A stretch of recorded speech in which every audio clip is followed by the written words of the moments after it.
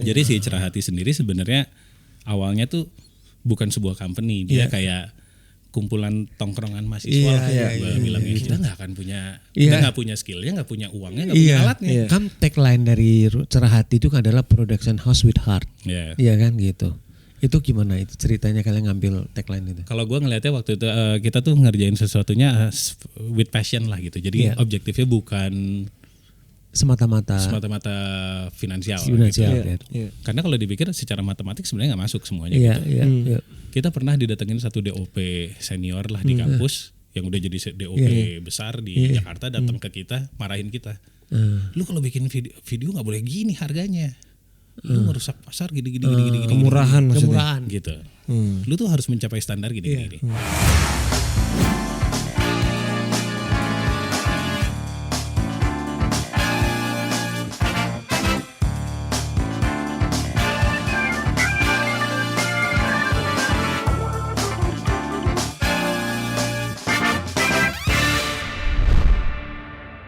Pernah ditawarin remake lagu pop dijadiin pasti ada. Kita pernah ditawarin tuh sebenarnya kan gue punya kaos collab sama Raisa kan. Itu kan sebenarnya lucu-lucuan doang. Nah di perjalanannya tuh banyak yang nawarin mau nggak collab nyanyi sama Raisa, seringnya sama Raisa. Tapi gak ketemu formulanya. Jadi kita bolak-balik mikirin workshop, nyobain lagunya gini. Nggak ketemu kan? Nggak ketemu nih. Ya udah nggak usah dipaksa. Maksudnya ya be true aja. Kalau ternyata emang karakter gue gini. Iya benar. Terus gue, padahal ini sebenarnya potensi finansial kan. Iya betul. Gue bisa jadi tour, gue bisa punya rilisan baru. Maksudnya dengan manajemen Raisa juga kan Cerah Hati kan long time collaboratornya. Lu juga kan long time collaborator sama mereka kan. Nah, si seringnya juga bisa bikin sesuatu. Tapi kalau ternyata naturally tidak terjadi ya nggak usah dipaksa. Nah itu sih gue suka sih filosofi ini. Nah itu yang kayaknya terjadi di dua entity itu gitu, organik gitu jadinya. Waktu pertama kali lu bikin Cerah Hati kan arahnya bukan, lu belum tahu ya bakalnya jadi bikin TVC, bikin iklan, musik yang video gitu kan. Moka sama dari dulu dong ya. Moka sama Coil projectnya duluan mana? Coil ya? Coil duluan, ada satu video klip Coil tuh udah gitu Moka terus Coil bikin lagi gitu deh. Udah gitu abis itu baru iklan masuk. Enggak, gue aja mulai main ke label. Jadi waktu itu ada musimnya label itu ngambilin band-band indie. Si Sony BMG ngambil Burger Kill, ngambil Rocket Rockets, pokoknya band-band indie gitu ya. Terus mereka ambil. Nah si Sony BMG pakai kita buat bikinin video klip. Dan habis kita kerja sama itu, baru kita dapetin job-job lainnya. Jadi ngerjain riff, jadi ngerjain coklat, jadi ngerjain siapa-siapa. Mulai datang lagi dari label-label lain, dari Musika lah, dari Warner, dari apa, Naga Suara, udah mulai ngerjain kemana-mana gitu ya akhirnya. Mas, lu masih ketemu klien nggak? Kalau misalkan untuk pitching apa segala macam? Masih ya. Masih. Kalau sekarang masih, ya maksudnya sama agensi. Iya, sama agensi apa masih maju lah masih itu ya. Masih ketemu lah ya. Dulu iklan pertama apa ya? Ingat gak? Cerah Hati. Chevrolet Captiva kayaknya waktu itu. Lumayan lo berani langsung. Iya dapat gede itu. Itu membuka iklan-iklan lainnya. Kayaknya seperti itu ya. Iya kayaknya itu yang pertama Chevrolet Captiva. Udah pindah Jakarta apa masih di Bandung dulu? 2007. Mulai pindah Jakarta. Jadi si Cerah Hati akhirnya pindah ke Jakarta. Terpaksa. Terseret lah. Karena tadinya cita-cita kita tuh sebenarnya kita pengen narik market ke Bandung dengan kita ngelihat produksi, cost living semua segala apa lebih ringan di Bandung. Tapi pada saat itu kan belum connectivity belum semudah sekarang, belum bisa Zoom meeting, belum apa segala. Mulai awalnya gua doang ke Jakarta, lama-lama capek juga nih bantuin dong gua ke Jakarta 1, 2, 3, lama-lama udah kesedot semua ke Jakarta. Sampai akhirnya lu memutuskan udah pindah di Jakarta. Baru pas sekarang udah mulai nge-zoom tahu gitu. Tapi sempat kepikiran gak lu? Gue balik lagi aja ke Bandung nyari rumah di Bandung. Tapi kalau dengan kondisi seperti sekarang ada kereta api cepat apa? Kalau gue tetap ngelihatnya, tapi sorry kalau salah nih ya. Untuk industri syuting tetap berat di Bandung. Somehow kenapa Jogja lebih jalan gue juga nggak ngerti. Iya benar. Bandung tuh tetap gak ngerti gue. Padahal sebenarnya secara jarak lebih mudah membawa klien apa segala dari Jakarta ke Bandung. Ke Bandung daripada ke Jogja. Betul. Benar. Tapi akhirnya lebih banyak produksi terjadi di Jogja. Iya. Entah ekosistemnya, entah infrastrukturnya, entah apa mereka lebih ini gitu. Di Bandung tuh tidak terjadi. Iya, betul. Padahal ada festival film Bandung, ada apa Itu segala. itu salah satu festival film tertua. Iya bahkan gitu. Iya. Tapi infrastruktur produksinya sih, gue banyak kan, jadi banyak yang. Padahal sama Jakarta nggak jauh ya. Padahal nggak jauh. Banyak anak-anak Bandung yang magang ke gue gitu, yang dari kuliah di ISBI di mana segala ke gue. Mereka nggak jadi pulang ke Bandung dan bikin PH di Bandung. Enggak akhirnya juga. memilih di Jakarta udah. Akhirnya gitu. Gue juga nggak ngerti itu kenapa gitu. Aneh deh gitu. Dari dua pilihan nih, bikin iklan sama video klip, Pilih mana? Oh ya jauh. Kalau ngomong kenyamanan hati mah video klip. Kalau ngomong duit iklan. Terpaksa gitu kan. Maksudnya kalau di video klip nggak ada tuh yang boleh take lagi nggak senyumnya lebih lebar. Nggak ada. Lebih enak bikin video klip yang dijadiin iklan berarti ya. Juga. Iya bisa jadi itu. Atau bikin film pendek kan lebih enak gitu. Maksudnya call-nya nggak ada. Nggak ada pihak lain yang karena kan video iklan tuh kan sebenarnya bukan barang kita, bukan karya kita. Maksudnya kita vendor menghasilkan materi komunikasi yang diinginkan oleh klien. Ketika muncul di TV juga nggak ada kredit nama lu sih. Nggak ada. Itu harus di YouTube pribadi, YouTube Cerah Hati untuk kasih tahu Kalau video klip kan atau musik video kan jelas. Masih bisa. Apalagi zaman dulu MTV jelas ada kreditnya gitu kan. Ada awardnya juga kan. Ya di situ sih. Tapi ya tentara bayaran akhirnya gitu. Akhirnya lo masuk ke dunia show director lah ya. Gue juga nggak paham itu kenapa. Iya. Raisa itu pertama kali lo. Pertama kali. Gue juga nggak ngerti. Dan langsung tuh project besar lo kamu. Iya. GBK lo. Ya. GBK itu. Gue juga heran. Itu nggak semua orang lo bisa dapat kesempatan itu. Intuisi Boim memang mengatakan lo tepat di posisi itu. Gue juga bingung. Tapi maksudnya ketika Boim ngontak gue juga. Lu mau nggak bantuin kita untuk show GBK? Hah? Bantuin apa nih gue bilang maksudnya? Gue pikir kan maksudnya di teritori audio visualnya karena gue latar belakang caranya. Enggak, jadi nge-creative direct seluruhnya. Oke. Iya, ayo gitu. Maksudnya gue kapan lagi dapat kesempatan kayak gitu. Terus udah gitu kalau ngomong berkarya kan itu kanvas yang sangat menarik besar sangat gitu. Menarik, Meskipun gue nggak tahu tapi gimana cara ininya gitu. Terus sambil jalan baru gue sambil mulai menemukan formulanya ternyata begini gitu. Jadi pembelajarannya kayak langsung dicemplungin ke laut dalam gitu. Plung, Mas, gitu. kalau gue lihat fenomena menarik dari konser Raisa itu kan adalah bukan kalau konsernya itu udah tinggal kita bilang kalau tabur tua itu kan udah tinggal asingnya lah kan seperti itu. Tapi dalam perjalanannya kan hambatan sama rintangannya kan luar biasa tuh. Itu lu gimana bisa tetap menjaga endurance lu sama ini lu tetap lu bisa tetap firm bahwa ini akan jalan kok, ini akan berjalan dengan baik seperti itu.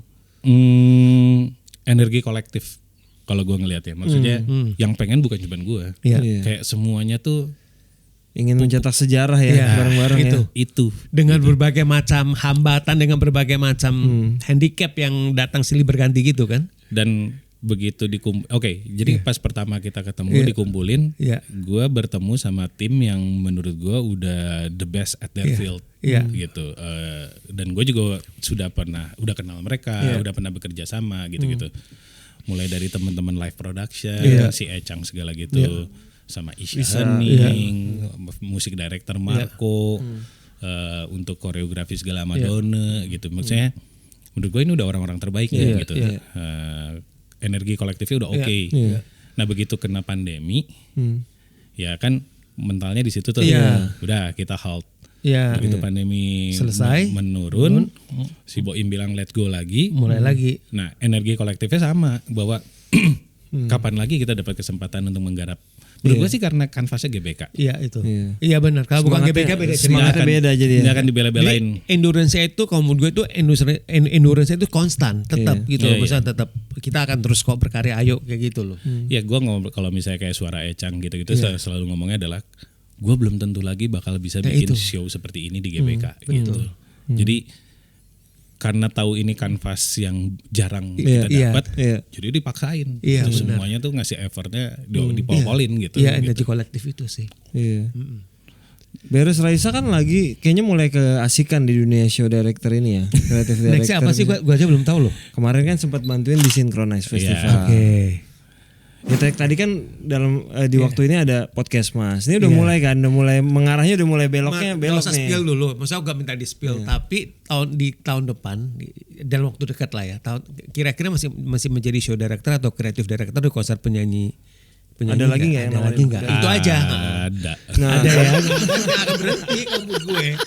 Di Indonesia tuh kalau udah kecebur di satu pasti orang denger. Demand-nya akan terus kan masuk gitu loh, akan datang. Apalagi lu berhasil gitu. Nah pasti itu kan, maksud gue. Gak cuma kan kayak misalnya yang Raisa gitu ya. Gue juga agak bertanya-tanya sebenarnya peran gue di sana tuh apa sih? Maksudnya karena kan udah banyak orang-orang jagoan yang udah bertahun-tahun punya pengalaman gitu kan. Akhirnya jadinya peran gue apa sih di sana? Terus kalau misalnya gue mau melanjutkan di sana berarti gue sebagai apa gitu? Kalau gue gue pernah ada di interview juga soal ini.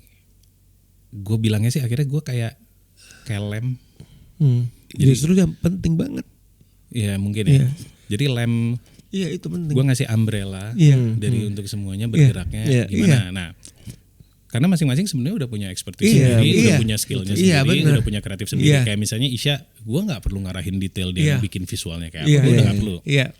Cuman, nah mungkin karena pengalaman gue di dua kaki, gue ada di produksi kreatif, audiovisual. Tapi gue juga ada di penampil juga, performer juga. Pertunjukan. Jadi gue punya dua kaki di situ. Jadi gue bisa ngelihat problemnya holistik. Jadi misalnya gue diskusi. Misalnya gue diskusi sama Isya, gue bisa ngomongin pixel map, resolusi, cara mengambil gambar, sama Aji Yudhistira yang bikin konten videonya. Lu gambar lu 4K aja supaya bisa gini. Gue ngobrol sama Ecang, oke, kalau teknis gini nggak bisa, panggungnya berarti gimana kalau kita giniin. Gue bisa terus ketika di floornya gue tahu, oke, SM-nya yang sini mesti megang apa. Bisa ngelihatnya holistik. Itu. Nah, jadi kayaknya yang waktu itu Boim cari itu orang yang seperti itu. Nah, makanya akhirnya jadinya kesananya memang yang terjadi mungkin jadinya peran itu yang mungkin nggak banyak orang yang bisa menjalankan peran itu kalau menurut gue. Mungkin ya. Iya. Kayak misalnya kasus Synchronize. Jadi kan si Synchronize Fest kemarin itu mereka punya special show. Tribute to God Bless. Nah, jadi sebenarnya konsepnya si Synchronize tahun kemarin itu adalah mereka mau mendisting diri dari festival yang lain adalah mereka punya special show. Jadi ada 12 special show yang mereka bikin, 5 digarap sama gua dan Taba. Jadi gua collab sama Taba. Nah, terus ya sama kayak yang peran yang tadi, gua bisa ngeliat holistik sampai ke aransemen. Sampai ke pemilihan lagu, sampai ke performer. Betul. Untuk ngelem dari lagu ini ke ini gimana kalau outro lu dipanjangin supaya intro ini. Nah itu. Karena nggak semua yang di Territory Show Direct punya knowledge itu. Betul. 5 yang lu handle apa aja di sekolah? God Bless, itu dia lu? 50 tahun God Bless, teman-teman membawakan lagu Naif, Faris RM, Bimbo, sama Melly Guslau. Itu 3 gue tonton itu. Iya. Faris gue tonton yang konsep ini kan ada TVRI. Sarinya jadi penyiar TVRI gitu kan. Iya, itu lucu banget konsepnya. God Bless jelas gue tonton. Satu lagi yang gue lihat Naif kan yang rame banget sampai di sosmed viral kan karena nangis-nangis itu kan. Nah, kalau bocoran triknya sih sebenarnya kalau gue secara kreatif tuh gue nyari umbrella kreatif. Jadi gue sering ngelihat kalau misalnya orang mengembangkan show, kreatif show tuh mereka tahu mau bikin apa, tapi itu tuh kayak random menu. Pokoknya gue mau ada ini, mau ada ini. Kenapa ada ini? Kenapa lu pengen ada kenapa itu? Ini? Gitu. Apa alasannya ada ini di show ini? Nah itu tuh yang gue kasih umbrellanya. Jadi kayak misalnya Raisa waktu itu gue ngeluarin konsepnya Her Story. Jadi itu permainan kata dari history, membuat sejarah. Jadi Raisa manggung di GBK adalah sebuah sejarah. Tapi history kan kesannya male. Ini gue plesetin jadi Her Story. Her Story. Dia membuat history plus cerita dia. personal. Betul. Sangat Jadi personal. gue bikin mulai dari journey cerita dia, penyusunan lagu bisa ada kronologi. Berarti termasuk setlist itu diskusi sama lu dong berarti? Iya. Jadi kayak lagu ini perlu atau enggak? Ini gini. Ya misalnya dia gue maunya lagu terakhir ini, kenapa harus lagu ini? Kenapa nggak lagu ini? Diskusi berarti ketemu gitu. Nah, sampai ke arahan kayak misalnya history ke Ecang. Kita bikin panggung kayak apa yang belum pernah ada. Oh, pakai HGSS. Gini. Bisa nggak desain panggungnya kayak buku? Karena kan story gitu. Nah, kayak gitu-gitu. Jadi gimana si umbrella ini jadi bisa diturunin ke bawah-bawahnya. Kalau misalnya kayak kasus yang Faris, kan dia dekade Faris RM. Dia bawain 10 tahun dari 79 sampai 89. Ya udah kita go retro all the way. Dandanannya Faris, aransemen musiknya, terus ya udah Faris nggak usah ngomong, yang pembawa acaranya si Sari White Shoes, kita bikin kayak pembawa acara Selecta Pop gitu, muncul di layar ngomong pemirsa dan gitu. Jadi ada reason kenapa kreatif semua elemen yang ada di show itu muncul gitu. Kalau konsep kayak gitu, yang ngomong ke Farisnya dari lo apa pihak sinkronis? Kan membuat dia harus latihan lagi gitu kan? Oke, jadi kalau yang si dekade 79-89-nya dari Synchronize. Tapi how to package dari gua. Jadi yang berkomunikasi Synchronize lah ke Farisnya, ke pihak pengisi acara. Terusnya gua. Gua ngomong, Faris, kita bikin poll ini yuk gitu. Nanti ada penyiar gini. Faris nggak usah ngomong. Karena toh dari awal emang konsepnya udah jelas 79-89, dia udah tahu anyway kan. Terus kayak kalau yang God Bless, kita bikin kayak Rock and Roll Hall of Fame. Jadi ada Soleh ngomong, ada Kakak Sleng ngomong. Itu fungsinya untuk nge-break transisi antar band. Stage-nya keren banget itu pas setlist. Nah, iya kan. Tahun depan gua harus nonton. Nah, tapi si stage itu juga kenapa desainnya kayak gitu? Karena pengisi acaranya banyak. Satu itu, kedua gua nggak mau ada break. Jadi supaya perpindahannya lebih cepat. Betul, gua maunya dari begitu si misalnya bara suara selesai, scaler langsung main, si ini langsung main gitu. Jadi konsekuensi dari konsep secara teknis si semua instrumen itu all channelnya nyala. Jadi untuk show itu tuh 100 sekian puluh channel on. Gitu. Konsekuensinya jadi gitu gitu. Tapi harus supaya flow-nya gini. Nah. Karena gue punya pengetahuan teknisnya, gue bisa bilang, bisa kok 100 sekian channel ini nyala. Susah, tapi bisa. Iya bisa. Gue tahu gitu. Nah mungkin nggak semua berani mengambil resiko itu ya. Mengerti. Pemahaman teknisnya itu. Pemahaman itu, holistik itu. Nah, mungkin akhirnya kenapa jadinya gue kecemplung ke sana karena gue punya dua kaki itulah gitu. Dan sebenarnya gak cuma semata-mata pemaham holistik, tapi teknis juga ngerti. Iya kan? Makanya kenapa yang 100-an channel itu yakin bisa kayak gitu. Nyusahin. Iya kayak gitu. Kayak waktu bikin yang Naif tuh kan nyusahin banget tuh. Jadi gue bikin sistemnya sebenarnya terinspirasi dari video klipnya Naif. Naif tuh punya video klip yang bentuknya kayak cut out wayang yang diberakin dia adalah si jalan klip. Gimana kalau itu gede? Logikanya sesederhana itu. Gimana kalau kayak gitu? Tapi kalau video klipnya kan cut out segede meja gini. Gimana kalau itu segede panggung? Nah, jadinya bentuk-bentuk cut out itu bandnya gue sumputin di belakang dinding-dinding itu. Jadi misalnya ini lagi manggung, di sini udah siap-siap nih di belakang dinding ini. Ini selesai, dinding dibuka, ini manggung. Ganti, Ini dibuka, manggung. Gitu. Teknisnya ribet kan, karena ada berapa dinding harus digeser, segala rupa, segala channel nyala. Satu titik lagi GR, Ecangnya udah, anjing nih siapa yang punya konsep bangsat. Nyusahin, tapi bisa. Gitu. Nah buat gue, ya itu kalau pencapaian mau special show, ya emang harus mengambil resiko, nggak bisa biasa gitu kan. Buat gue juga gue nge-challenge si Synchronize. Kalau lu mau mendisting diri dari festival yang lain dan lu bilang lu punya special show spesial, ya harus ngasih sesuatu. Gitu. Dan fulfill. Alhamdulillah. Ini kan lu semua membawa nama Eddie Kemot lu sendiri ya, bukan membawa nama Cerahati. Pas yang si Syncro gue bareng sama Cerahati. Oh, kalau Raisa ya lu sendiri. Dan Raisa dan Cerahati nggak apa-apa. Nggak apa-apa. Maksudnya ya, kan memang juga ya. Ya udah. Maksudnya kalau kayak misalnya yang waktu Raisa kan secara ekosistem mereka udah lengkap. Jadi mereka udah. Jadi waktu itu Raisa tuh pengen membawa teman-teman yang emang udah sering membantu mereka ke GBK. Jadi kayak misalnya untuk audiovisual dia ngajak si Aji Yudhistira. Aji Yudhistira yang sama mereka, selalu bikin video klipnya Raisa. Isya dari dulu selalu bikin visualnya bisa gitu. Nah, ya jadi kan gue perannya di sana emang sebagai berkat aja. Betul. Benar itu. Nah, jadi baru yang disinkronize. Oh ada kebutuhan syuting, ada kebutuhan apa? Cerah hati. Tapi kan lu belajar sebenarnya tuh waktu FSRD lu nggak belajar bikin video klip ya? Nggak belajar semua ini kan nggak lu pelajarin ya. Lu pertama kali dulu gitu nekat aja apa gimana? Nekat. Jadi kenekatannya sama seperti kenekatan gue SD bilang bisa main drum, bisa. Padahal nggak bisa. Betul. Jadi sama termasuk kenekatan sekarang Raisa tuh kan nekat juga nekat gitu. Kan udah biasa. Memang udah nature-nya. Betul, makanya udah gitu aja. Garis besarnya tuh dia rajin nekat. Iya, nekat. Rajin banget gitu nekat. Siapa tahu kan dia bilang, sering aja. Mau nggak nekat bawain lagu jazz? Jadi tinggal lu challenge dia aja. Nah, lu tinggal challenge dia untuk direct film. Aduh. Film pertama belum ya? Film panjang pertama belum ya? Nah, udah gitu maksudnya. Film pendek pertama kan udah banyak lah ya. Makanya banyak itu. Lah ya. Banyak lah ya. Tinggal lu challenge aja, Dik. Amin aja lah ya. Amin lah ya. Amin lah ya. Mosong enggak sih.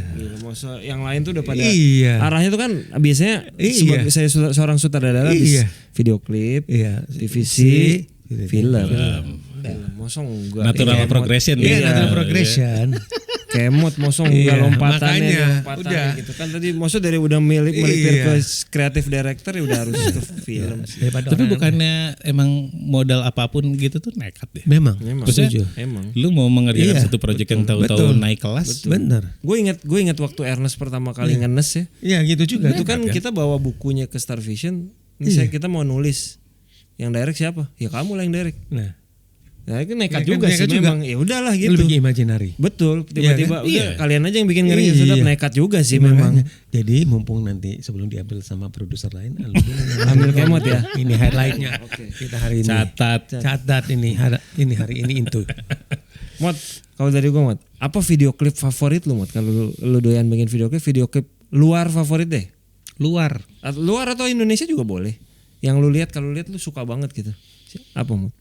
Oh kalau luar banyak ya. Kalau lokal sih sebenarnya video klip Naif tuh salah satu favorit gue. Maksudnya kayak waktu zaman Cerah Hati tuh video klip Naif tuh selalu jadi. Tapi lu nggak sempat bikin video klip buat Naif ya? Nggak sempat. Karena mereka kan deketnya sama anak Jadugar. Iya. Siapa tahu tiba-tiba kita nggak pernah tahu kan. Tiba-tiba reuni lagi ntar lu yang bikin kan nggak tahu. Siapa tahu. Cuman dulu tuh kayak persaingan sehat gitu antara Jadugar sama Cerah Hati. Jadi kayak Jadugar bikin apa, nanti Cerah Hati bikin apa gitu lah. Sama-sama genrenya agak mirip lah agamanya. Dan kita bahkan pernah collab gitu. Oke. Tapi ya video klip yang dibikin Jadugar buat Naif atau si Platon bikin buat Naif itu menurut gue sangat menarik. Kayak video klip Dia Adalah Sejuta Umat Manusia menurut gue masih salah satu video klip terkeren Indonesia gitu sampai sekarang gitu.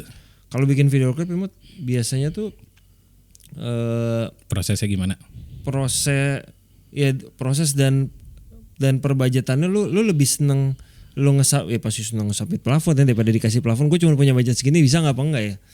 Tapi seringnya gitu sih.